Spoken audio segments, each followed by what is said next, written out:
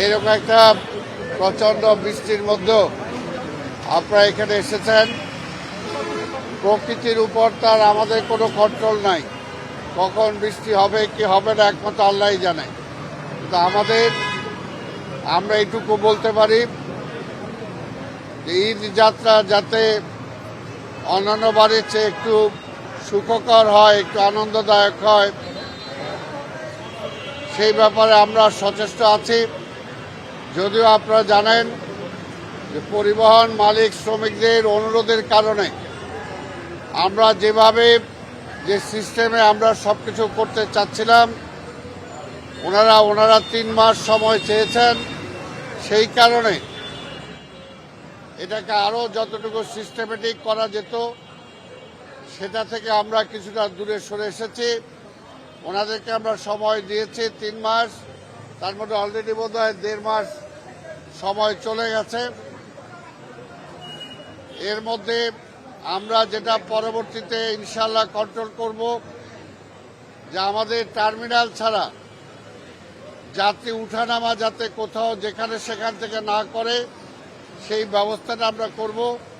এবার ঈদের যাত্রায় সেটা পুরোপুরি আমরা করতে পারছি না, তবে আমরা শৃঙ্খলার মধ্যে চেষ্টা করব টার্মিনালে যে সুযোগ সুবিধা দরকার সেই সুযোগ সুবিধাগুলো নিশ্চিত করা হয়েছে।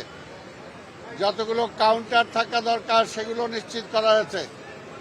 আমরা সিসি ক্যামেরা লাগিয়ে সেখানে যাতে আইন শৃঙ্খলার কোনো ব্যত্যয় না ঘটে সেই ব্যবস্থা আমরা করেছি। তারপরেও এবার বিভিন্ন মালিকদের অনুরোধে তারা টার্মিনালের ভিতরে যেভাবে যাওয়া দরকার সেভাবে না যে বাইরে থেকেই গাড়িগুলো যাচ্ছে। তারপর তাদেরকে আমরা অনুরোধ করব অন্তত রাস্তা যেন বন্ধ না হয়, মানুষের যাত্রাতে যাতে ভোগান্তি না হয় সেই চেষ্টাটা যাতে ওনারা করেন এবং আমরা আমাদের পক্ষ থেকে সহযোগিতা করব। আমাদের এখানে যাত্রীদের বিশ্রামাগার সহ টয়লেটের ফ্যাসিলিটিস সহ আদার যা যা সুযোগ সুবিধা দরকার আমরা টার্মিনালের মধ্যে সব ব্যবস্থা করেছি। যে প্রচণ্ড বৃষ্টি হয়েছে, এই বৃষ্টির কারণে কিছু কিছু জলবদ্ধতার সৃষ্টি হয়েছে।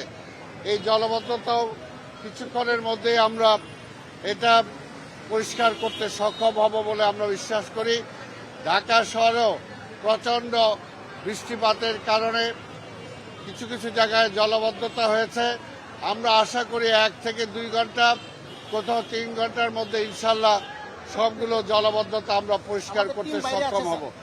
আমাদের টিম বাইরে আছে, তারা যে সমস্ত আমাদের স্পটগুলো আছে সেই সমস্ত জায়গাতে তারা কাজ করছে। যে সমস্ত জায়গাতে পানি পাম্প করা দরকার পাম্প করেও যাতে পানি সরানো যায় সেটার জন্য আমরা সচেষ্ট আছি। আমরা চেষ্টা করব যত দ্রুত পানিগুলো সরে যায়। আপনাদের সবাইকে ধন্যবাদ।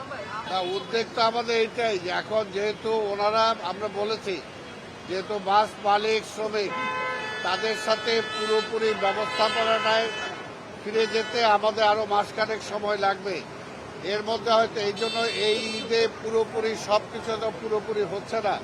তারপরেও কোথাও যদি বাড়তি ভাড়া নিয়ে থাকে অবশ্যই তাকে আইনের আওতায় আনা হবে এবং ম্যাজিস্ট্রেট তাদেরকে ফাইন করেছে।